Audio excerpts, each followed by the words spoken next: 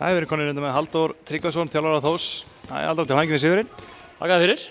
Hvernig varst þið frammistaðan hjá strákunum í dag? Ég vil ekki segja bara karakter sigur og hérna í lokin.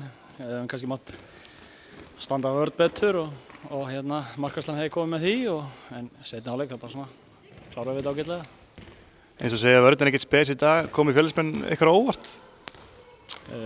Vissum pörtum já og nei sko. Þetta er alltaf vel spilandi Fjölnislið, þú veist þau eru bara strákar sem spila lengi vel saman og svo alltaf Aron og Óðem konur inn í þetta þannig að nei, í rauninni ekki komið ekki okkur óvart en samt sem var þá var þetta bara svona torsótt eila.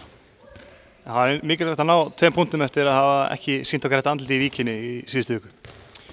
Það er hárrétt, við vorum andlausir í Víkinni en hérna við vorum, hvað ég segja, andlausir frekar í fyrri hálfleik í dag líka en svo kom þetta bara svona eftir rólega.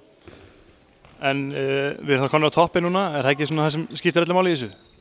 Það er víst það sem skiptir máli núna þessa dagana, er að standa þarna efst á töflunni og hérna þó við séum að spila svo sem illa og allt þetta, þá erum við á toppnum og það er sem skiptir máli. Við erum alltaf ekki taplausir ennþá, förum inn í þetta landsleikjahlé og vinnum í þessu máli sem við þurfum að vinna í. Takk fyrir þetta. Takk fyrir.